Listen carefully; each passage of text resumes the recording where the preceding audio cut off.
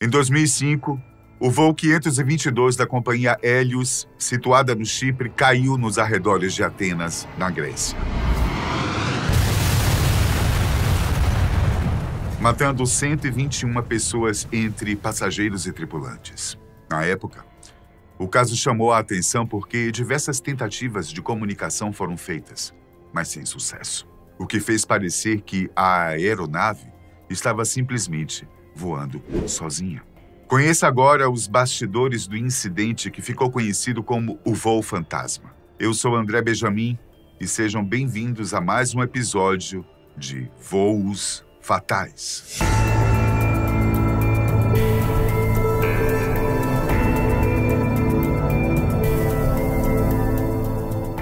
Nossa história começa em Larnaca, no Chipre. No começo dos anos 2000, a companhia Hélios Airways se especializou em viagens turísticas, principalmente as que tinham as ilhas do Mediterrâneo como destino. Para isso, eles adquiriram uma pequena frota com cerca de 4 aviões. Um deles era o Boeing 737-300, o protagonista do nosso vídeo de hoje. Antes de continuarmos, vamos esclarecer uma coisa para que você possa entender melhor esse incidente. Hoje em dia, vendo as aeronaves modernas, como é o caso desse Boeing, é difícil de imaginar isso, mas você sabia que nem sempre os aviões foram pressurizados? Na verdade, você sabe o que isso significa? Pressurizar nada mais é do que equilibrar as pressões entre um ou mais sistemas. Isso pode e deve ser feito em meios de transporte como submarinos e aviões, mas também é algo que faz parte de nosso dia a dia de forma mais simples, como em alguns tipos de câmaras de pintura, por exemplo. É fácil enxergar a importância desse mecanismo na aviação, concorda? É isso que impede que a estrutura da aeronave seja comprometida em voos com grandes altitudes, além de permitir que os passageiros e tripulantes respirem confortavelmente. Os acidentes causados pela despressurização, isto é, pelo desequilíbrio entre as pressões do interior e do exterior da aeronave, são desastrosos e geralmente acontecem de forma rápida, podendo inclusive envolver explosões.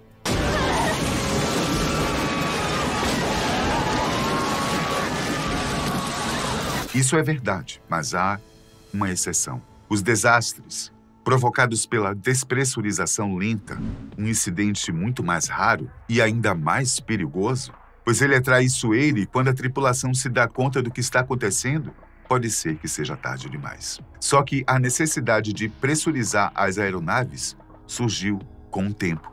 Os primeiros modelos não precisavam disso, pois voavam mais baixo, em altitudes em que a diferença de pressão não era um problema.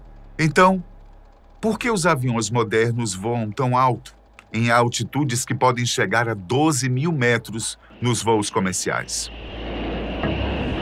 Acontece que os motores das aeronaves usam uma mistura entre ar e combustível para funcionarem, de forma parecida aos motores à combustão dos automóveis. Assim, voando mais alto, onde o ar é menos denso, é preciso menos combustível, o que gera economia e aumenta a autonomia de voo. Além disso, o fato do ar ser menos denso também diminui a resistência, o que contribui ainda mais para a economia. Mas há um fator de segurança crucial na possibilidade de alcançar voos mais altos. Se você se lembra, no último episódio dessa nossa série, nós falamos sobre um acidente envolvendo um turbohélice Lockheed Electra, que caiu ao ser atingido por um raio quando tentou cruzar uma nuvem de tempestade enquanto sobrevoava a planície da floresta amazônica peruana. Como nós comentamos por lá, a maior parte das aeronaves é preparada para enfrentar condições de mau tempo como essa, mas em aviação, quanto mais redundância e insegurança, melhor.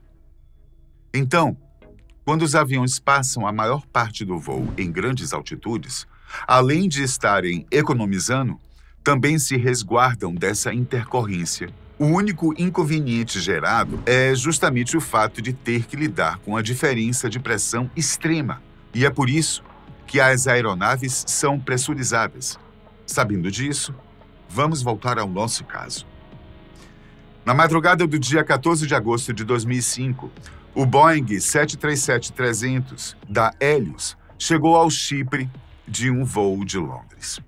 Depois que finalizaram todos os procedimentos, a tripulação que fez essa última viagem reportou um problema de vazamento de pressurização, o que, até certo ponto, pode ser considerado algo comum.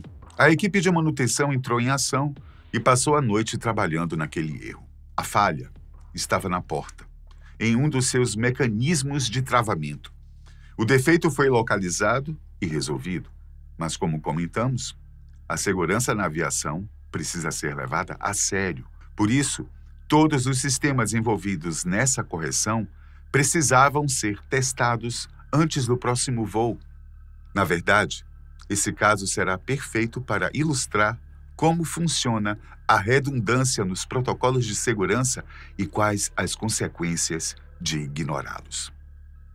Depois que foi feita a correção, era necessário pressurizar a cabine manualmente, com o avião ainda em solo, para checar se realmente não havia mais vazamentos. É uma das etapas de segurança que garante a integridade da aeronave. Para que esse procedimento fosse realizado, era preciso acionar um dos botões que fica no painel controlado pelos pilotos. Geralmente, essa chave fica posicionada no modo alto, para que os computadores executem essa função de forma automática enquanto o avião ganha altitude. No entanto, a equipe precisou mudar a posição para o modo manual, pois só assim seria possível executar os testes em solo. Todas as provas foram feitas e o sistema voltou a funcionar perfeitamente. A aeronave estava pronta para voar. Bom, quase pronta. A última ação do protocolo de segurança desse tipo de reparo é voltar o botão que controla a pressurização para o modo alto, algo que foi ignorado pela equipe de manutenção. Esse foi o primeiro erro de uma sequência desastrosa que furtou a vida de mais de 120 pessoas. Na manhã daquele mesmo dia, quando a nova tripulação chegou para preparar o próximo voo, eles receberam um relatório, uma espécie de resumo que registra todas as manutenções e correções que foram feitas recentemente. É papel dos pilotos checar esse histórico de reparos, conferir todos os sistemas que foram mexidos e verificar o painel de controle para ver se algo foi alterado. Mas aparentemente esses procedimentos foram ignorados. Mais uma falha no protocolo ocasionada por erro humano. Mais tarde se deram conta de que os comandantes da aeronave eram de nacionalidades diferentes. O piloto era alemão e o copiloto era cipriota, ou seja, havia nascido ali mesmo, no Chipre. Como isso é algo comum no mundo da aviação, há um padrão para que todos se comuniquem em inglês, mas mesmo assim, aparentemente, eles não estavam conseguindo se entender. No entanto, ainda que esse erro fosse ignorado durante a checagem dos itens que haviam passado por manutenção, ele poderia ser percebido ao longo do checklist do pré-voo. Essa é mais uma etapa dos protocolos de segurança. O piloto deve conferir e configurar o painel superior da cabine de comando, onde ficam os controles dos 4 principais sistemas: combustível, elétrico, hidráulico e pneumático. É certo que esse painel possui dezenas de botões e parece ser bem complexo, mas nem sempre é preciso lidar com todos. Na verdade, a maioria só será acessada em casos específicos de pane ou para configurações que não precisam ser feitas diariamente. Mas entre eles existem aqueles que controlam funções essenciais e precisam ser verificados a cada voo. É o caso daquele botão que controla a pressurização da aeronave. No checklist padrão da aviação naquela época, ele seria o 4º item a ser verificado pelos pilotos. Sua função é tão importante que há um item dedicado para sua conferência, e ele está entre os primeiros. Sua posição padrão, indicada nos manuais, é estar acionado como alto. No entanto, provavelmente a conferência foi feita de forma automática e os pilotos ignoraram o fato dele ainda estar posicionado em manual. Outra chance de salvar aquelas vidas foi desperdiçada aqui. Mas ainda havia outras oportunidades. Antes de levantar voo, os pilotos configuram os principais parâmetros que irão guiar a viagem. Esta etapa é conhecida como briefing, e nesse modelo de aeronave, o Boeing 737-300, era necessário inserir boa parte das informações manualmente. É aqui que o piloto coloca as coordenadas no aeroporto de destino, estabelece a altitude final de cruzeiro, enfim, ele traça o plano de voo que será executado pelo piloto automático. Contudo, depois que esses parâmetros fossem inseridos, seria papel do copiloto conferir os dados e os sistemas necessários para executar o plano. Um exemplo seria checar se o combustível era suficiente para chegar ao destino. Da mesma forma como a altitude planejada estava acima dos 10.000 metros, era preciso verificar se o sistema de pressurização estava funcionando corretamente. E, mais uma vez, ele foi ignorado. Por fim, antes da decolagem, há um último checklist para ser feito.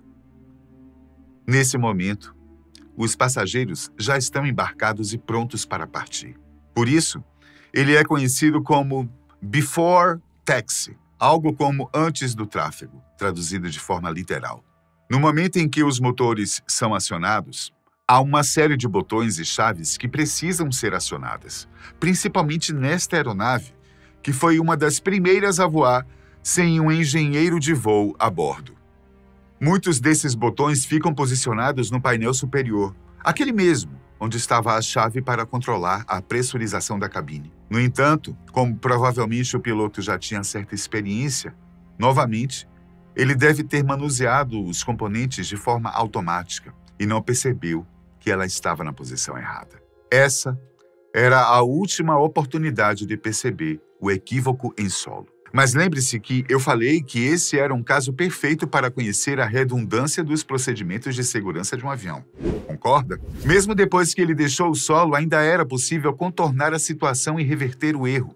Aliás, se isso é possível com imprevistos e incidentes, quanto mais seria com um mecanismo que estava funcionando corretamente. Acontece que a automatização do sistema de pressurização é apenas uma forma de garantir a segurança e o conforto durante o voo, tanto para os passageiros quanto para a tripulação. Nas aeronaves mais antigas, como no caso do Electra, que comentamos há pouco, a pressurização deveria ser feita manualmente. O mecanismo foi automatizado como tantos outros, justamente para reduzir a possibilidade de erro humano, além de assegurar que seja feito com os parâmetros adequados para evitar que se sinta a diferença de pressão, o que poderia ser desagradável. Mas mesmo depois da automatização, ainda é possível pressurizar a cabine de forma manual, até porque é necessário assegurar esse recurso caso haja uma pane no sistema. Então, mesmo depois de deixar o solo e do botão estar configurado para o modo manual, ainda seria possível que os pilotos ativassem o mecanismo, mas eles simplesmente não perceberam que ele estava desligado. Depois que o avião decolou, o piloto automático assumiu e iniciou a subida para alcançar a altitude em que o voo seria estabilizado, cerca de 34.000 pés, ou 10.000 metros.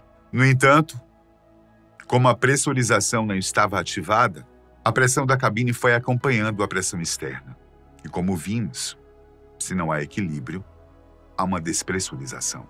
Mas não houve nenhuma explosão, nem nada do tipo. Estamos falando da despressurização lenta, aquela que dissemos ser rara, porém extremamente perigosa e traiçoeira. Chegou o momento de você entender o porquê. Conforme o avião subia, o ar dentro da aeronave ia ficando cada vez mais rarefeito.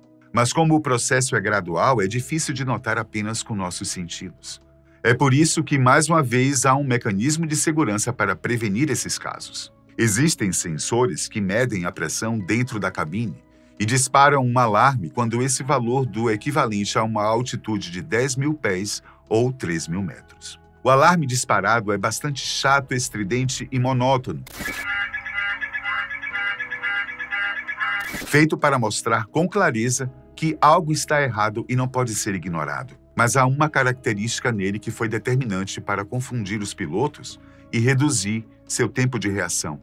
Esse mesmo alarme que, durante o voo, indicava que havia um problema com o sistema de pressurização, quando a aeronave estava em solo, era usado para indicar que havia algum erro na configuração do avião. Isso aconteceu porque a Boeing, empresa responsável pelo projeto e fabricação da aeronave, considerou que apenas um tipo de efeito sonoro seria suficiente para alertar 2 diferentes tipos de problema. Isso provavelmente foi pensado para simplificar os procedimentos de controle e manutenção do veículo, que já não são nada fáceis. Mesmo assim, havia uma diferença determinante bastante clara. Se o avião está em solo, indica um tipo de erro. Se está voando, indica outro. Mas isso não foi suficiente para aquele voo. Mesmo com o alerta tocando de forma incessante, os pilotos não conseguiram identificar, muito menos resolver o problema. E quanto mais o avião subia, pior ficava a situação, pois seria mais difícil respirar. Em determinado momento, os pilotos começaram a sentir sintomas de hipóxia. Seus pensamentos ficaram confusos, a fala quase não era compreensível e a capacidade de tomar decisão estava cada vez mais prejudicada. Tudo isso, aliado à barreira de linguagem enfrentada pelos pilotos, fez com que a comunicação entre eles fosse praticamente inexistente. O comandante até tentou entrar em contato com a base em Chipre, mas também não foi possível estabelecer um contato que pudesse ajudá-los a identificar e corrigir a falha. A certa altura, nem mesmo os protocolos básicos, como acionamento das máscaras de oxigênio, pôde ser feito por eles. Provavelmente eles caíram desacordados antes disso. Depois de certo tempo, elas foram disponibilizadas para os passageiros e para o restante da tripulação. Graças ao sistema que faz a regulação de forma automática, mas já era tarde demais. O avião estava à deriva, vagando pelos ares, sendo guiado apenas pelo piloto automático. Como o piloto havia chamado a base por conta do alarme, diversas tentativas de contato foram feitas na tentativa de entender o que estava acontecendo, mas claramente não tiveram respostas. Assim, parecia que o avião simplesmente não era tripulado, que se tratava de um voo fantasma. A aeronave seguiu o curso inserido no computador de bordo. Quando chegou no espaço aéreo da Grécia, local onde estava previsto seu pouso, ele passou a circular a região aguardando que fosse iniciado o procedimento de descida.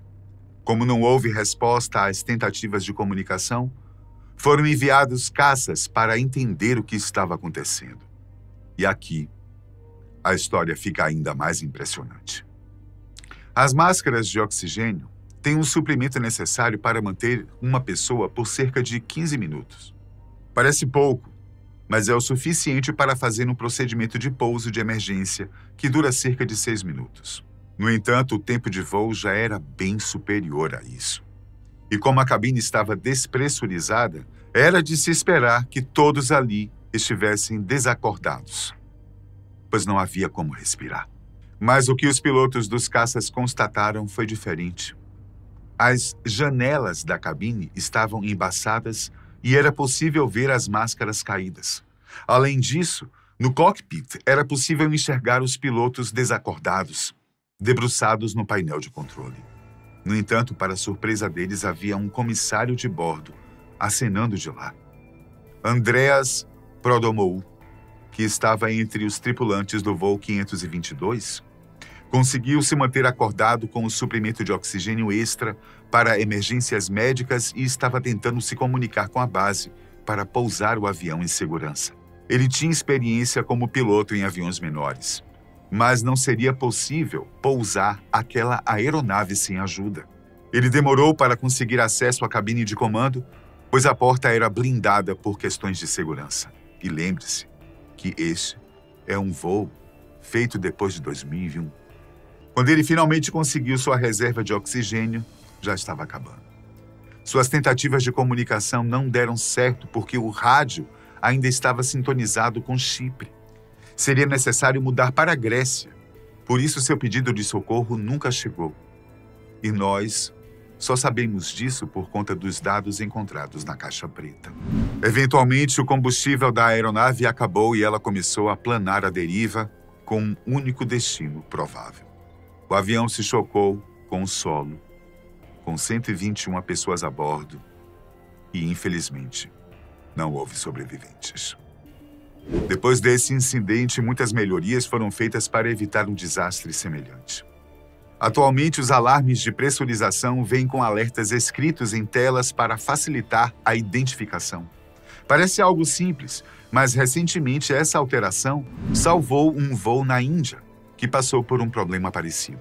E como dissemos e mostramos, a redundância nos mecanismos de segurança nunca é demais. Pelo menos assim nós sabemos que aquelas vidas não foram perdidas em vão, pois ajudaram a salvar tantas outras que poderiam ter um destino semelhante. Eu fico por aqui. Até a próxima.